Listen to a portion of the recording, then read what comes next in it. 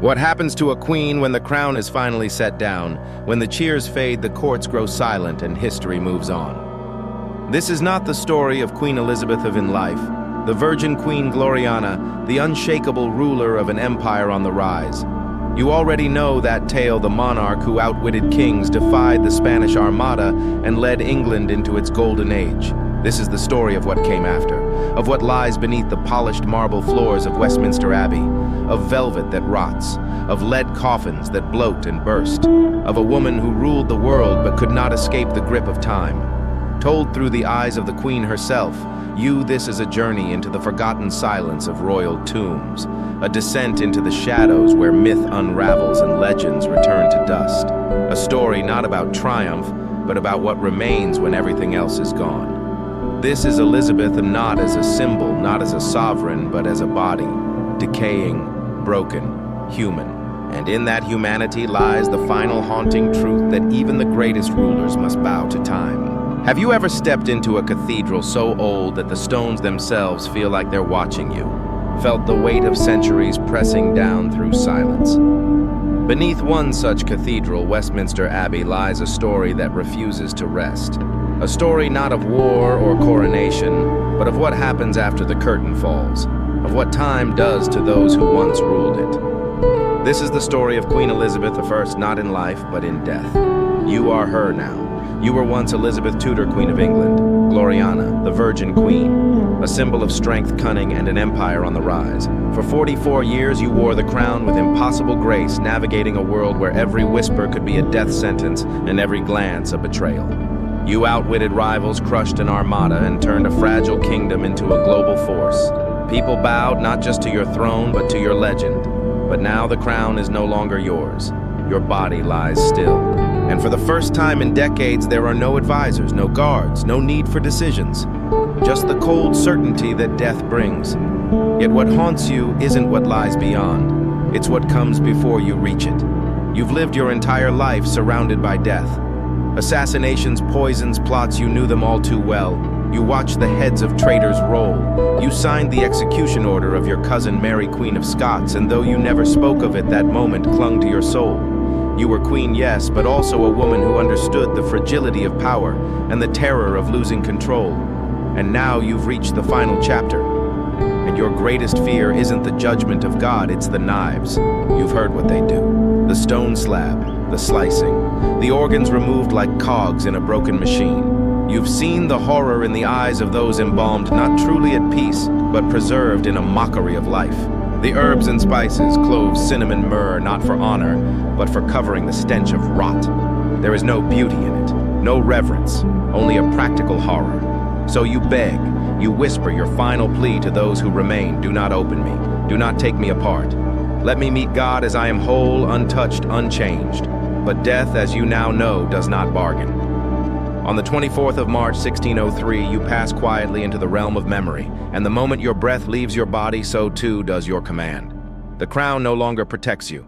The court physicians, cold with duty, step forward. What you feared most is now their task. They carry you to the embalming room. They lay you down upon the stone. There are no royal honors here, only blades and precision. They open your chest. They take your heart, the very one that bore the weight of a kingdom. They remove your liver, your stomach, your intestines, all cast aside to make way for the pungent mix of herbs and resins. The cavity is filled not with reverence, but with delay, with an attempt to hold back the decay that even you, Gloriana, cannot escape. Because your body must travel. It must lie in state. It must not betray you by swelling, rupturing, exploding as other royals have done in their final procession. The embalmers work not for you, but for the image you leave behind. When they're done, they wrap you in crimson velvet, rich, heavy fabric embroidered with Tudor roses, the symbol of your lineage. But even this finery is not enough to contain what's inside. They place you in a lead-lined coffin, not for grandeur, but to seal in the pressure. The gases of your decay have already begun their work. You are no longer queen. You are chemistry and containment. The ceremonies begin. Your coffin is placed on the royal barge. It glides slowly down the Thames. The skies are gray, the crowds are silent. Thousands line the banks to say goodbye, and still the scent rises faint but clinging. A sweet, sickly aroma escapes in whispers through invisible cracks in the lead. Some notice, some turn away, but no one dares speak of it, because you are still their queen. But inside your coffin, pressure builds. Should it fail, should the lead split, it will not be grief that bursts forth, but horror. The explosion of a queen reduced to flesh and gas, a monarch turned spectacle in her final moment. But by some final grace, the coffin holds, just enough. They carry you into Westminster Abbey. Beneath the towering arches, they lower your body into the earth. They seal the vault. They speak your name. And then the world moves on. You are now part of the stone. But your story is not over. Not yet. Centuries later, in the reign of Queen Victoria, the Abbey is no longer just a house of worship. It is a museum of monarchs. And in this new age of curiosity and historical hunger, one man descends beneath the stones with a lantern and permission to explore. His name is Dean Arthur Stanley. He opens your tomb, and what he finds is not what he expected. The air is cold, still, and heavy with the scent of centuries.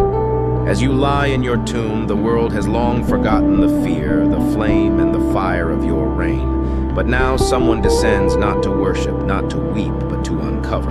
A Victorian man with a lantern and a historian's obsession. Dean Arthur Stanley. He steps slowly into the hidden chamber beneath Westminster Abbey, where the greatest of England's dead are laid to rest. The torch in his hand casts long, flickering shadows against the stone, revealing a scene that has remained untouched since your burial. The silence here is absolute, but it is not peaceful. Your coffin, once grand wrapped in velvet and sealed in lead, has crumbled. Time, your greatest enemy, has done its patient work. The wood has rotted to dust.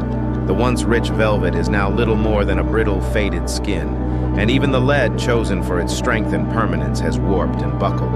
The gases that built within your body centuries ago have pushed outward, straining every boundary. The coffin bulges, the velvet bears dark stains, and yet despite the decay, traces of you still remain. Faintly etched on the collapsing lid are the letters E.R. Elizabeth Regina. It's barely legible now, like a whisper trapped in stone. But it is yours. Stanley sees it. He breathes in the stale, sour air and looks around, and he realizes you are not alone. Directly above your collapsed coffin lies another, larger, rougher, older. It belongs to your half-sister, Mary I. Bloody Mary, as history would later call her, the woman whose reign bathed England in fire and fear, the sister who burned Protestants at the stake, who married a Spanish king who dreamed of a Catholic England, and who for 5 short years wore the crown that you would one day make legendary. Your rivalry was more than personal. It was ideological. It split a kingdom. Your followers whispered of her cruelty. Hers branded you a heretic. In life, there was no peace between you. She saw you as a threat, and she wasn't wrong. You waited patiently through her rule, played the careful game until time delivered the throne to you. And when it did, you reversed her every move. And yet here, beneath Westminster Abbey, your fates are sealed together, not just in proximity, but in irony. 2 sisters who fought over the soul of England, now resting in the same vault. Queens once divided by faith, now neighbors in dust. No monument could have planned it this way. It was convenience, not symbolism, that placed Mary above you. But still the image is undeniable.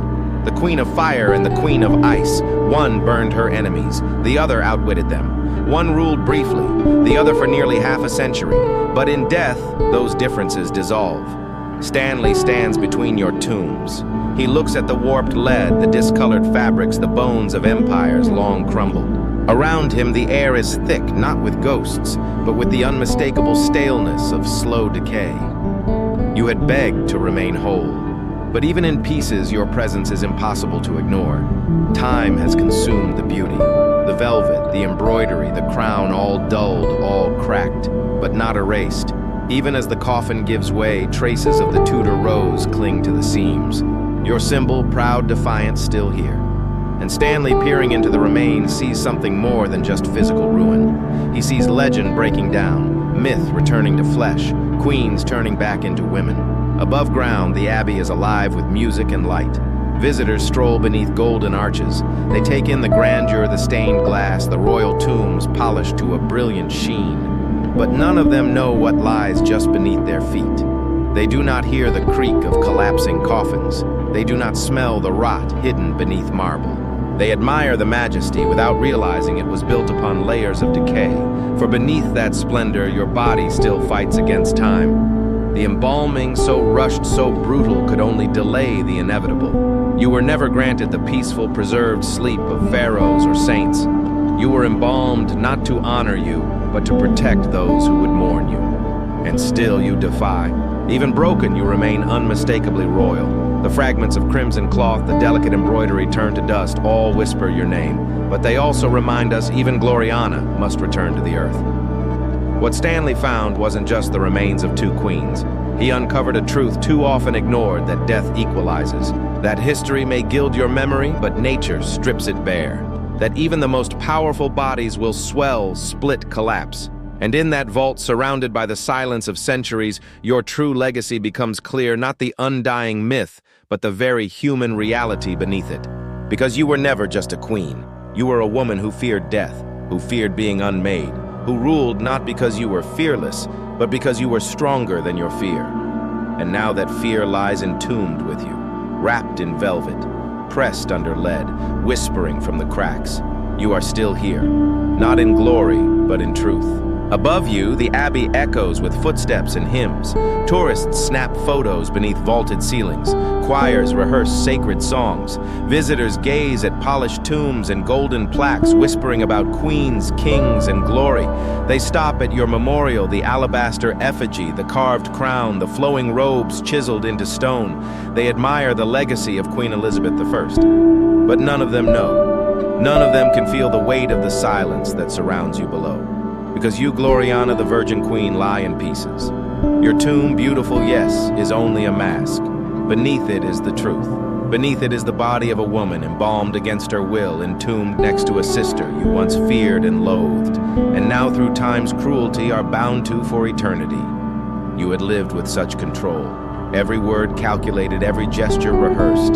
Your portraits were propaganda, your public appearances theater. You crafted an image so powerful that entire nations trembled before your silence. But here there is no control, no choreography, just the slow, inevitable undoing of your physical self. The coffin meant to protect you has failed. The velvet meant to honor you is torn, rotting. The lead has twisted like wax in a flame. The spices packed into your hollowed chest, cloves, cinnamon, myrrh, have long since lost their power. Now they mix with the odor of decay, the kind that clings even after centuries. Dean Stanley left that vault with more than just a report. He left with the memory of what happens when myth meets reality. He left with the image of a bloated, warped coffin once belonging to the greatest queen England had ever known, now nearly indistinguishable from rubble. And yet even then something lingered, not in flesh or form, but in presence, because what time could not destroy was what you became. A monarch, yes, but more than that, a symbol of change, of resilience, of a country transformed. Under your rule, England emerged from religious chaos, survived Spanish invasion, and took its first steps into a global empire. You nurtured Shakespeare. You encouraged Drake. You inspired loyalty from men who once served your father with swords drawn. You turned your gender from a disadvantage into a weapon. You told the world you had the heart and stomach of a king, and they believed you. But none of that is visible now. None of it can be seen in the vault where your body rests. All that remains is dust, decay, and story. And that story lives not in marble, not in velvet, not even in the abbey where your bones lie tangled with Mary's. It lives in the way we remember you, in the books that still bear your name, in the paintings fading but proud, in the phrase Elizabethan age still spoken with awe, in every woman who holds power and looks to history for a blueprint, in every monarch who dares to lead with more mind than muscle. Your tomb rotting beneath polished stone reminds us of a cruel but honest truth, that no matter how high you rise, you will return to earth. That even queens must surrender their bodies to the same decay as peasants. That even the Virgin Queen Divine in her people's eyes was not spared the human fate. And yet, there is something strangely comforting about it. Something deeply human. You, Elizabeth, are not preserved in some cold perfection untouched in glass like a relic. You decomposed, you collapsed, you became one with the vault that holds you, and in doing so you became part of the story of all of us. Because every ruler dies, every crown falls, every monument fades. But what endures, if anything, is the story we choose to tell. And your story is unforgettable. You ruled alone. You loved cautiously. You feared deeply. You walked a tightrope of diplomacy, surrounded by vipers armed with nothing but wit, will, and a wardrobe of illusions. You knew when to show mercy and when to strike. You made choices no man could make and survived them. But more than that, you endured. And in death, even as your body betrayed you, you endured again. You lay in a broken coffin beneath a cracked vault, and yet your shadow still stretches across history. So next time someone walks through Westminster Abbey and stops at your tomb, maybe they'll think of more than the marble. Maybe they'll wonder what lies beneath. Not just the decaying body of a queen, but the lasting echo of a life that bent history. You are not just a corpse in crimson velvet. You are a reminder that power fades, that beauty rots, that time in the end wins. But for as long as your story is told, you are never truly gone.